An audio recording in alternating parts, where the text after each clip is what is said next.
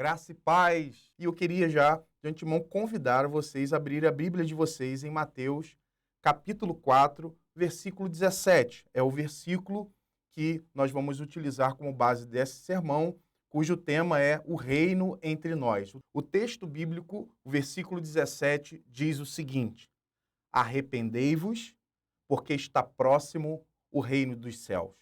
Estou usando aqui as palavras de Jesus, apenas a parte B do versículo. Vou ler novamente. Arrependei-vos, porque está próximo o reino dos céus. Vamos fazer uma oração? Senhor, obrigado pela tua santa e bendita palavra e te pedimos a unção do teu Espírito para que possamos transmitir com fidelidade todo o propósito de Deus, todo o conselho de Deus aqui revelado nesse texto bíblico. Assim nós oramos, te pedimos tudo isso em nome de Jesus. Amém. Qual é o conceito bíblico sobre o reino de Deus? O reino de Deus nada mais é do que o governo soberano de Deus. Isto é o ato de governar de Deus, é a ação de governar de Deus. Não está, num primeiro momento, especificamente destinado a uma região, isso é secundário. O propósito primário do conceito bíblico do reino de Deus é o seu ato soberano, a sua ação de governar. Portanto, podemos definir o reino de Deus em conceitos mais práticos, podemos dizer então que todo o ambiente onde Deus reina, onde Deus governa, ali ou aí se manifesta o reino de Deus. Ou onde quer que a vontade de Deus pela igreja, pelo seu povo, seja realizada, ali também se manifesta o reino de Deus. O Rei Jesus Cristo, que nós vemos nas Sagradas Escrituras, ele é a própria personificação do reino de Deus. Veja que nesse versículo bíblico, o texto diz: arrependei-vos porque está próximo. Em outras versões diz: o reino está entre nós. Mas eu gosto dessa expressão está próximo porque fala de estar próximo no sentido de que o reino se aproximando, o reino está se aproximando das pessoas, o reino se aproximou. E o que vemos através aqui da concepção do Jesus Cristo encarnado, do Verbo encarnado.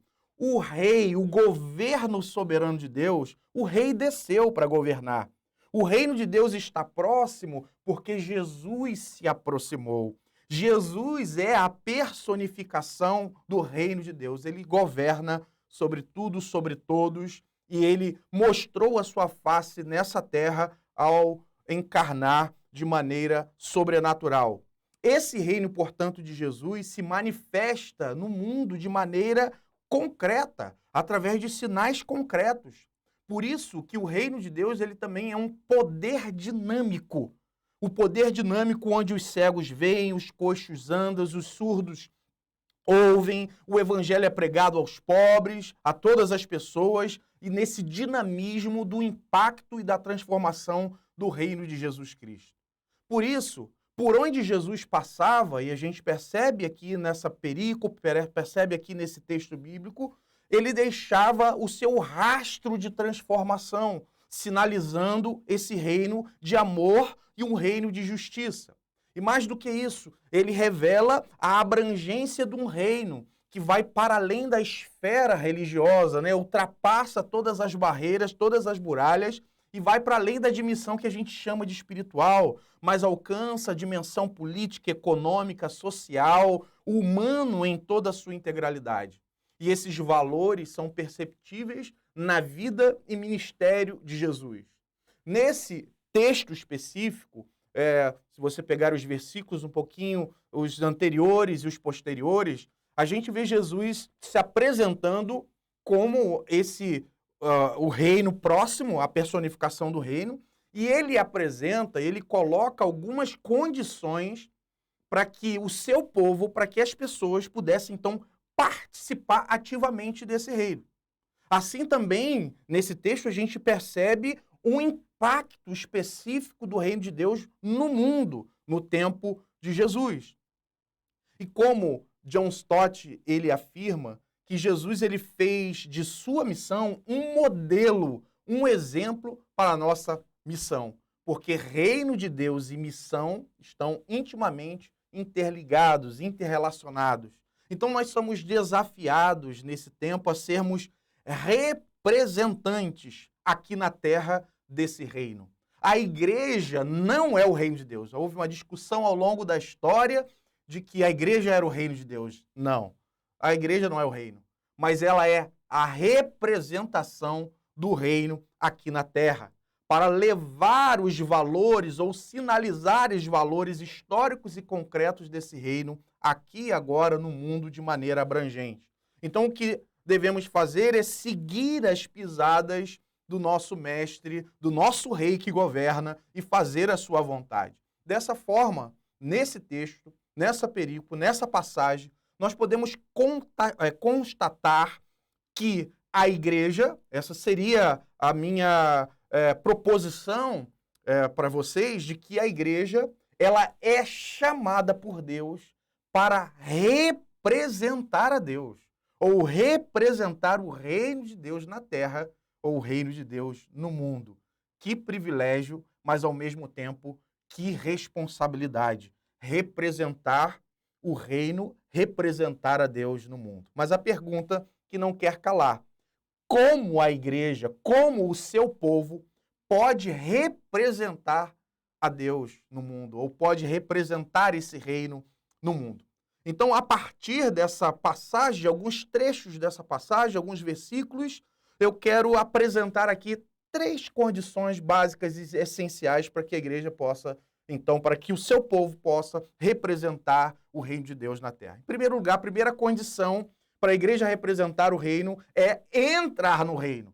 Claro, é necessário um passo, uma condição básica e essencial: entrar no reino. Acompanhe o versículo 17, quando, na palavra de Jesus, quando ele começa a anunciar a sua mensagem, ele disse: arrependam-se, pois o reino dos céus está próximo, como nós lemos lá no início.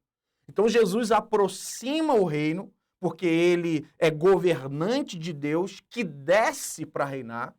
Que coisa tremenda isso. E veja que no contexto, no versículo 16, temos um povo que jazia em trevas, em densas trevas, e a luz da graça e do reino vai irradiar no meio dessas trevas e se manifestar no meio do mundo, na encarnação do verbo chamado Jesus Cristo. E no versículo 17, Jesus vai impor a primeira condição para a entrada no que eu chamo do reino de Deus, nesse novo sistema. Se no sistema mundano, né, das trevas, de densas trevas, né, você tem um sistema que a Bíblia chama do sistema mundo, aqui temos agora o sistema do reino de Deus, onde os valores são completamente opostos. E aqui a entrada para esse novo sistema, de uma nova cultura de justiça, de amor, a condição essencial é arrependimento. Arrependei-vos. Arrependimento à luz neotestamentária, né, à luz da Bíblia, é uma mudança radical, uma mudança de mente e uma mudança de atitude.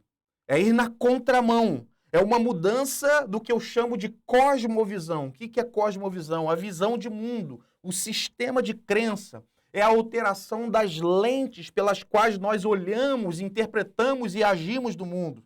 As nossas crenças mentais, elas formam o que a gente chama de cosmovisão, a nossa visão de mundo.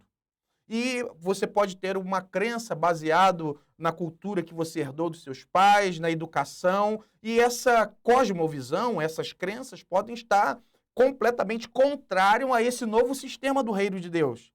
É por isso que precisamos, então, de um novo processo de restauração, precisamos de um novo processo de renovação do entendimento, como Paulo vai dizer em Romanos 12, transformai-vos pela renovação do vosso entendimento. O sistema mundano, diabólico, ele opera a partir de crenças e valores mundanos, carnais e muitas vezes, como disse, diabólicos. Por isso, para entrar nesse novo sistema do reino de Jesus, precisamos de arrependimento, precisamos de renúncia, Precisamos despir do velho. Precisamos daquilo que Jesus em Lucas 9:23 disse: se você quer me seguir, você precisa tomar a tua cruz, carregar a tua cruz, morrer para si mesmo, negar a si mesmo a cada dia. É um processo de morte. É um processo de morte do eu, do ego. É renunciar os nossos valores carnais para entrada nesse reino.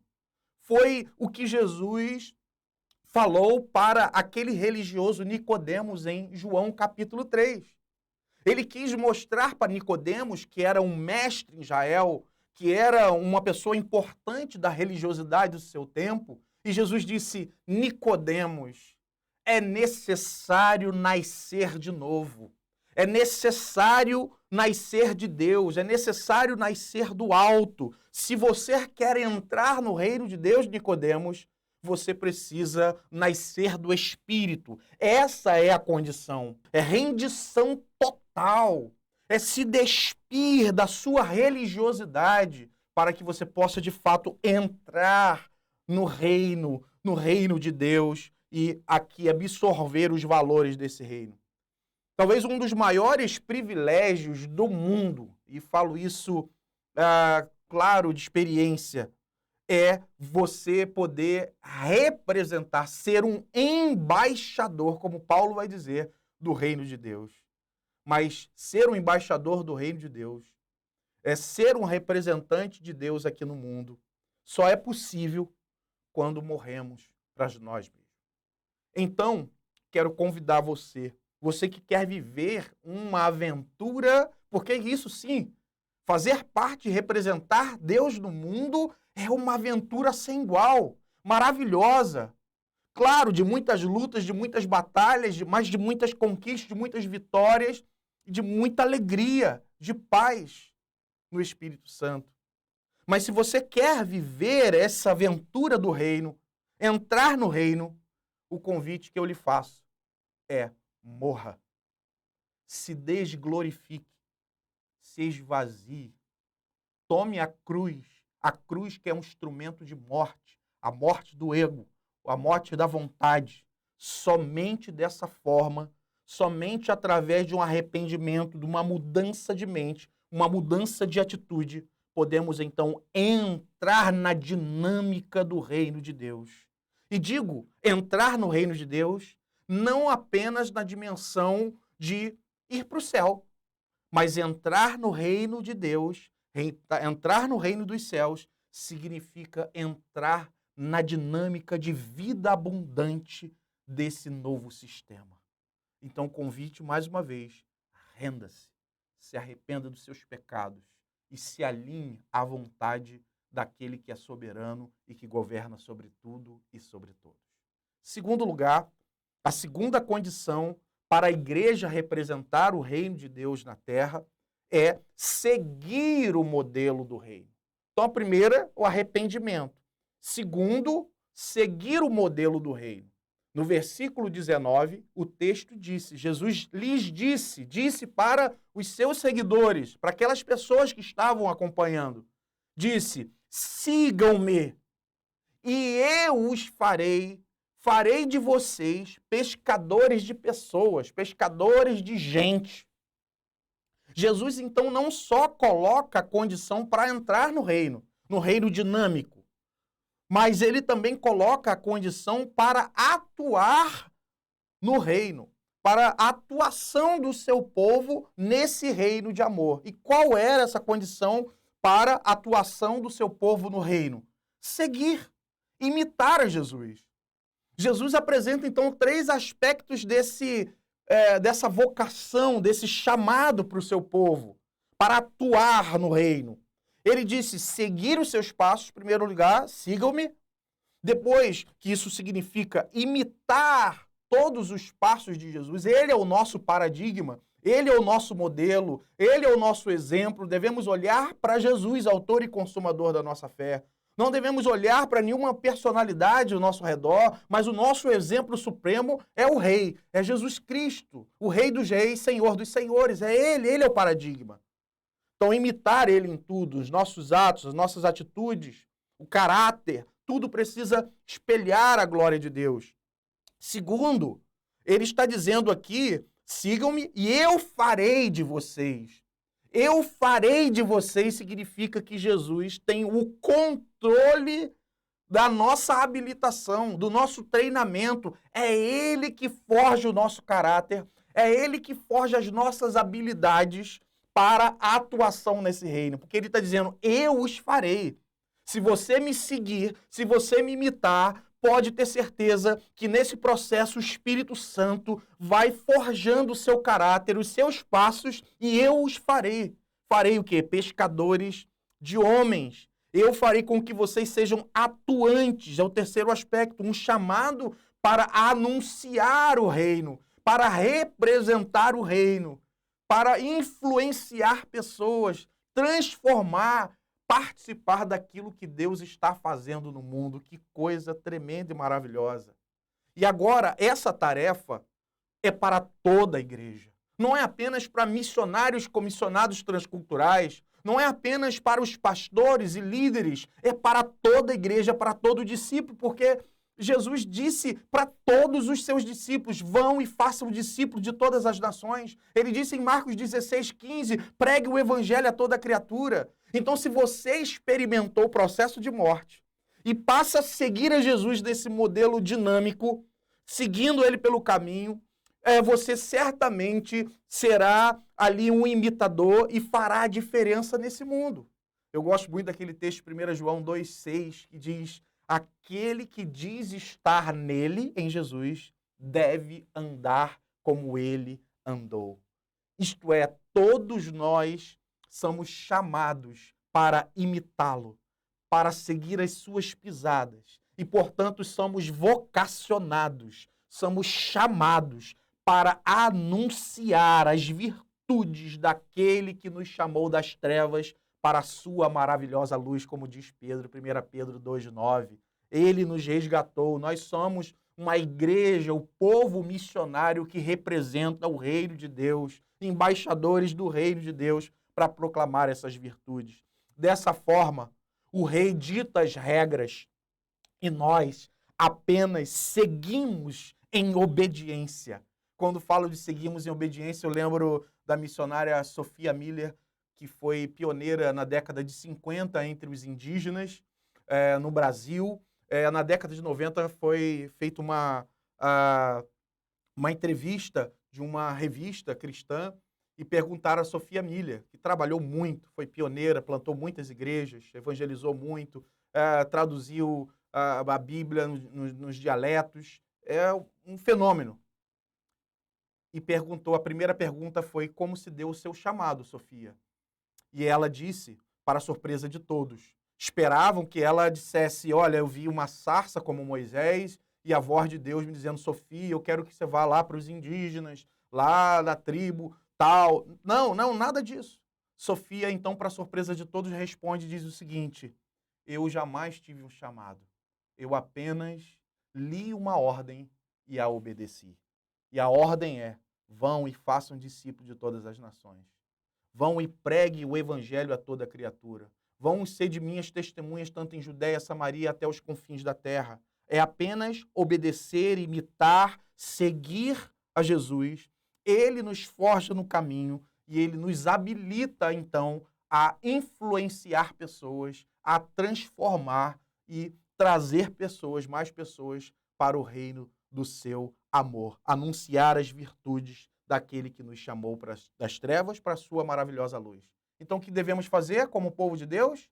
Vamos seguir e obedecer à ordem de Deus. A terceira e última condição para a igreja representar o reino de Deus é sinalizar integralmente os valores do reino. Recapitulando, a primeira condição é o arrependimento. A segunda condição é a imitação, imitar Jesus. E a terceira é a sinalização histórica e concreta e integral do reino, dos valores do reino aqui na terra. Diz o texto em Mateus 4, 23. Acompanhe aí na sua Bíblia.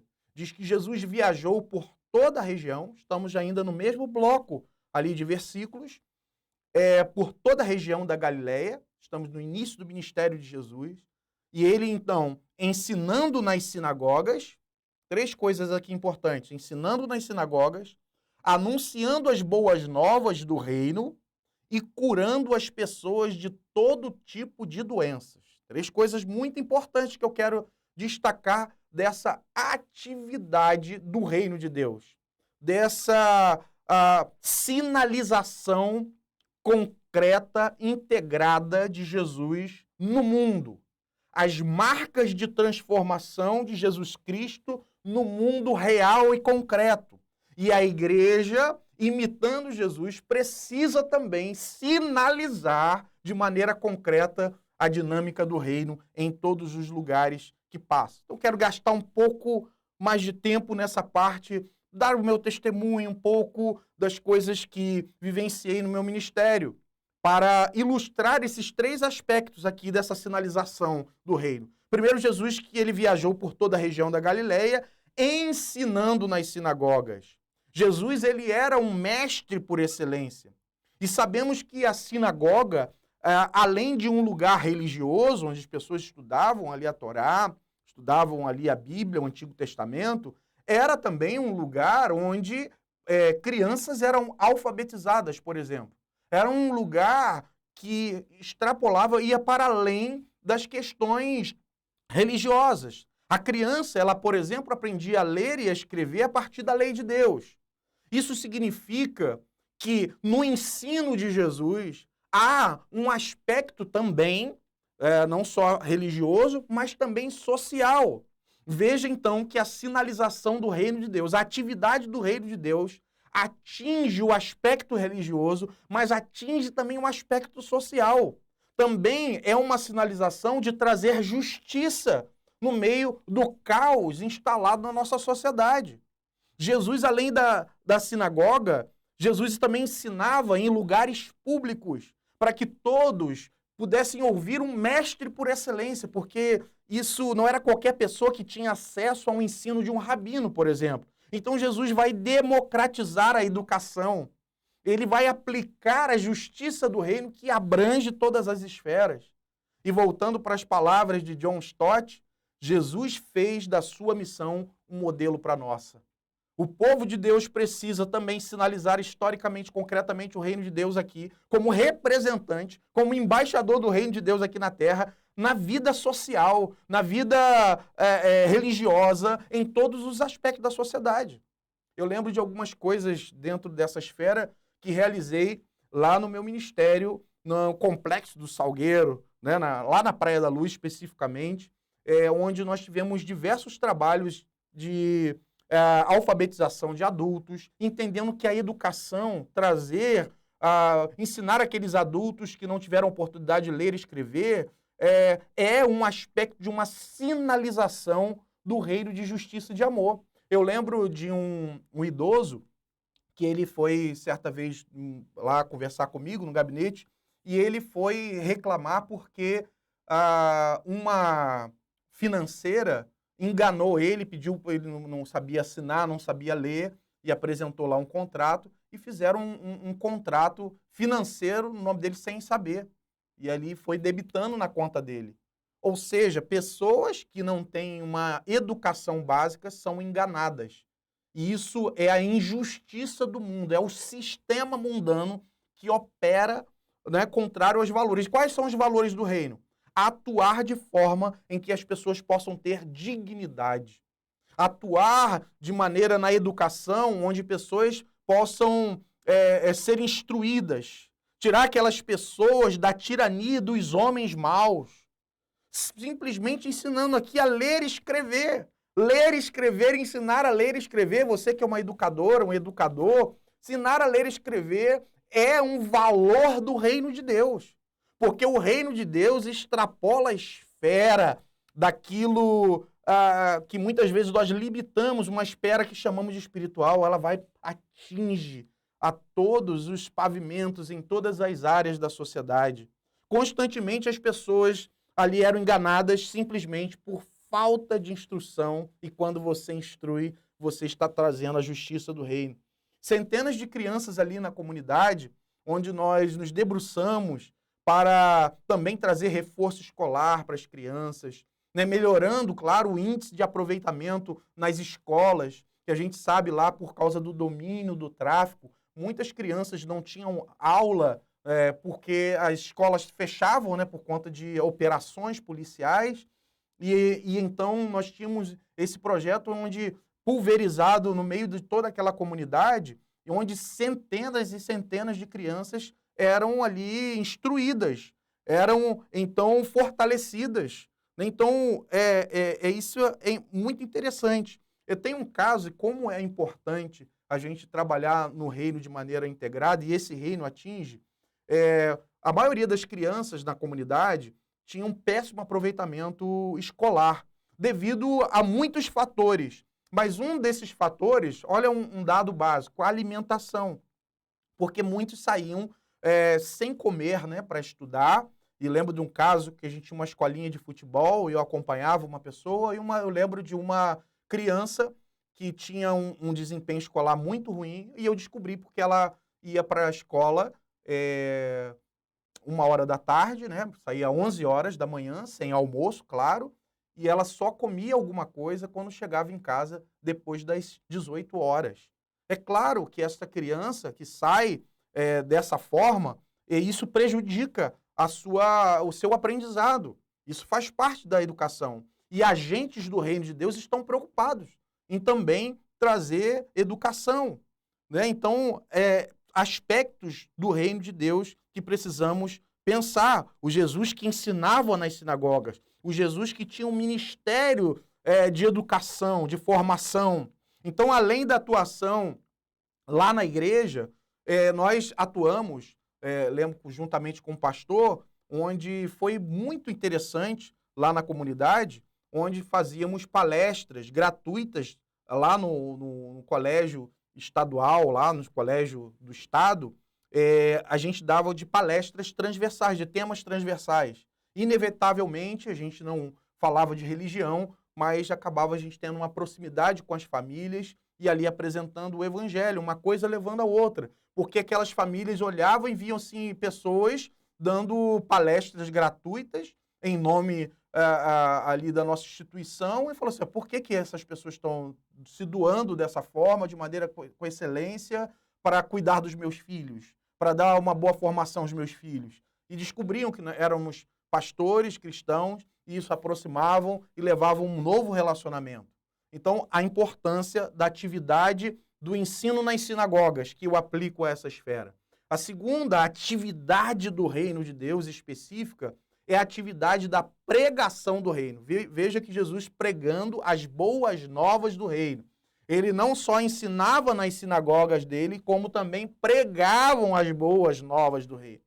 Jesus também era o arauto de Deus. Ele também proclamava e anunciava. Ele sinalizava concretamente o reino de Deus, mas proclamava esse reino a todas as pessoas. O reino de Deus, a boa nova do evangelho, a boa notícia de que o rei reina, de que ele reina, de que ele governa, de que ele venceu a morte, de que ele venceu o diabo, ele venceu o mundo.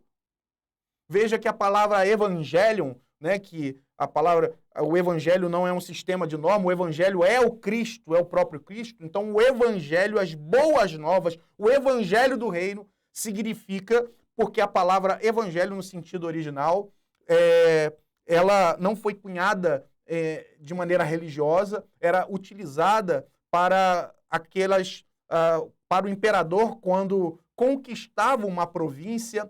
Esse imperador, na batalha, na guerra, ele mandava um arauto para a cidade e dizer para as pessoas, olha, trago as boas notícias que vêm da guerra. Vencemos a guerra. Né? E as pessoas se alegravam porque há paz. Então, a palavra evangelho, boas notícias, é trazida então para o contexto religioso através dos evangelistas e se aplica ao próprio Cristo. Cristo é o evangelho, Jesus é o evangelho, e o que ele anuncia é o evangelho desse reino.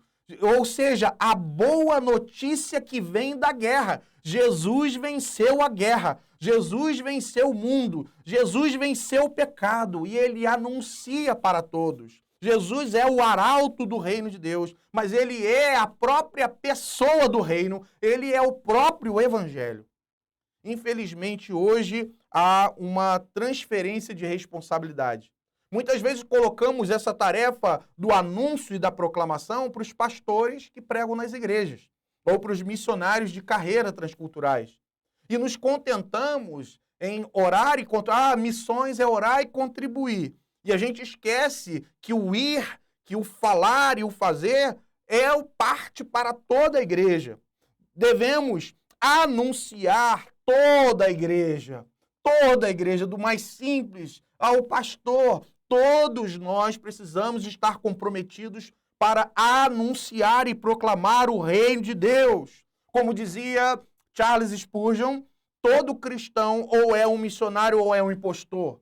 Isto é claro que há os missionários de carreira transculturais, mas toda a igreja é chamada por Deus a anunciar as virtudes daquele que nos chamou das trevas para a sua maravilhosa luz. Eu lembro-me, na minha experiência ali em Praia da Luz, onde centenas de cultos dos lares. E eu fazia questão de, nos cultos dos lares, às vezes nos domingos, nós realizávamos 3, 4 cultos.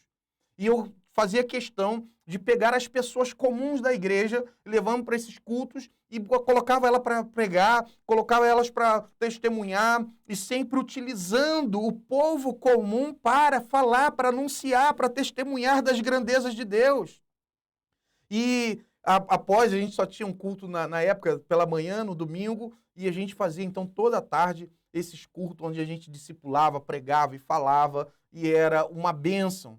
Eu fiz o discipulado, às vezes, e com um adolescente, lembro até hoje, e desafiei ele a discipular outra pessoa, porque o discipulado é isso, não é só para o pastor fazer, não é só para uma elite missionária, mas é para a igreja. E aí lembro que eu desafiei esse adolescente e fiquei muito feliz quando ele veio me trazer a notícia que estava evangelizando, estava discipulando o seu avô, ou seja, ele estava reproduzindo. E, claro, ele me pedia ajuda em algumas coisas e eu entrava ali em mentoria, mas ele ia. Ele era também protagonista, ele fazia. Não era apenas para uma elite. Toda a igreja é chamada a anunciar, a falar do amor de Deus, do evangelho, daquilo que Cristo tem feito em sua vida. Então, em tempo e em fora de tempo, o que você precisa fazer? Anunciar. Mas a terceira, ainda estou no terceiro ponto, e no terceiro aspecto desse terceiro ponto, né? Que eu já falei que Jesus passava nas sinagogas, ensinando. Jesus, em segundo lugar, ele pregava o evangelho do reino. E em terceiro, diz que ele curava todas as enfermidades e moléstias entre o povo. Jesus curava. E se você continuar lendo aí a sequência do texto, vai ver que ele expulsava demônios. Ou seja, atividades concretas, não só de proclamação, mas de demonstração do seu poder, de demonstração da sua graça. A igreja da mesma forma. A igreja que anuncia o evangelho, a igreja que prega o Cristo, é a igreja que representa, que é o corpo de Cristo e que se manifesta tocando na vida das pessoas, ministrando a vida das pessoas, expulsando os demônios, tocando, curando as enfermidades. Um evangelho do reino que atinge todas as esferas, que atinge todas as dimensões da existência. Um evangelho que não é só de palavras, mas também de obras. Um evangelho que não é apenas de discurso vazio, mas também do chega junto, tocando a vida das pessoas. E aqui essa atividade da sinalização histórica do reino de Deus, quando ele curava todas as enfermidades e doenças.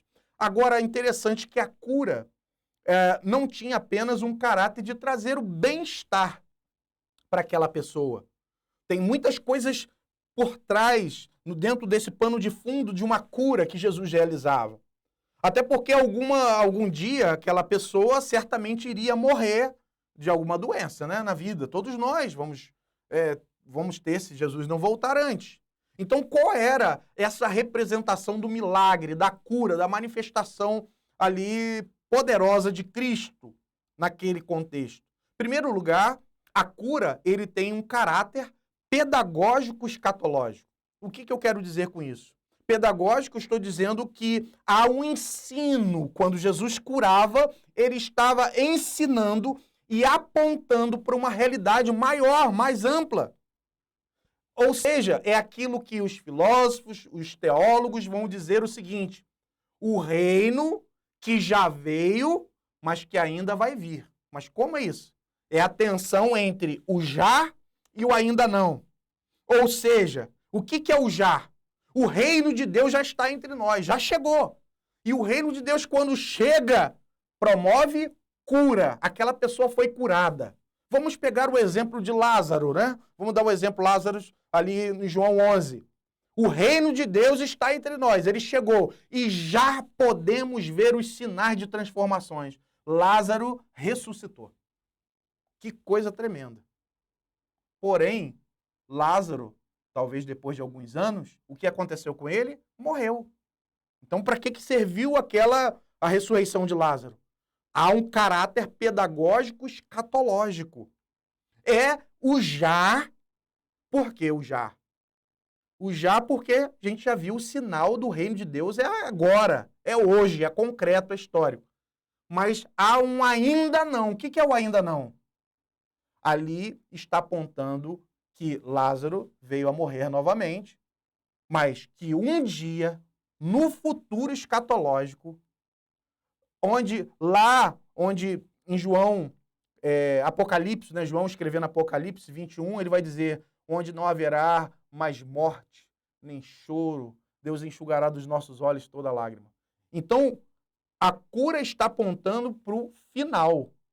Como será o final a partir de uma amostra grátis hoje? Eu digo sobre a amostra grátis, ou seja, você tem uma cura que é um vislumbre de como vai ser na eternidade. Na eternidade não vai ter mais enfermidade.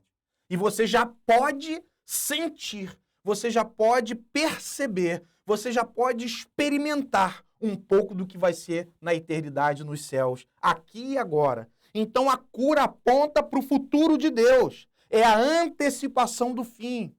Lá naquele lugar onde não haverá mais choro nem enfermidade, eu posso experimentar agora um pouco dessa doçura do reino, dos valores desse reino, da cura desse reino. É o já que aguarda o ainda não. O reino já está entre nós, já podemos ver os sinais, mas nós aguardamos com expectativa, né, a plenitude, a consumação plena desse reino. Mas também a cura tinha um caráter profético social. A cura, de certa forma, tinha um caráter de denúncia. Uma pessoa que tinha um defeito físico ou uma enfermidade, ela era excluída da sociedade, ela era demonizada. Ela tinha que viver marginalizada, muitas vezes mendigando. Quantos personagens na Bíblia que era o cego que está mendigando, o coxo que andava na porta famosa pedindo esmola? Quantas situações? Porque o judeu, né, a sociedade da época, entendia que a enfermidade era uma maldição, era alguma coisa maldita. Por isso que você vai ver em João capítulo 9, os discípulos perguntando, Senhor, quem pecou? Esse homem cego, quem pecou? Foi ele, o pai dele? Então Jesus dá aquela resposta. Então quando Jesus curava, estava também inserindo aquele indivíduo novamente na sociedade. E para encerrar, tinha um caráter de autenticação do poder divino. Jesus, com a cura, com a expulsão dos demônicos, ele está dizendo, o reino está entre nós. Eu sou o rei que governa, o rei que reina sobre tudo e todos. Então, aquilo autentica a sua autoridade, a autoridade divina. Todo o poder me foi dado nos céus e na terra. O milagre tinha esse caráter de revelar o Filho do Homem, que o Filho do Homem tinha poder até mesmo para ressuscitar os mortos. As pessoas veriam Deus em ação através da manifestação do poder de Cristo. E em muitos casos se renderiam a esse Deus. Ele queria dar um exemplo ali para todos da sua autoridade através da manifestação, da cura, da restauração, daquelas pessoas. Agora, fechando esse bloco, esse terceiro e último bloco, será que você encara tudo o que você faz como uma oportunidade de glorificar a Deus? 1 aos Coríntios, capítulo 10, versículo 31, Paulo vai dizer assim: quer comais, quer bebais, quer façais qualquer outra coisa, faça tudo para a glória de Deus.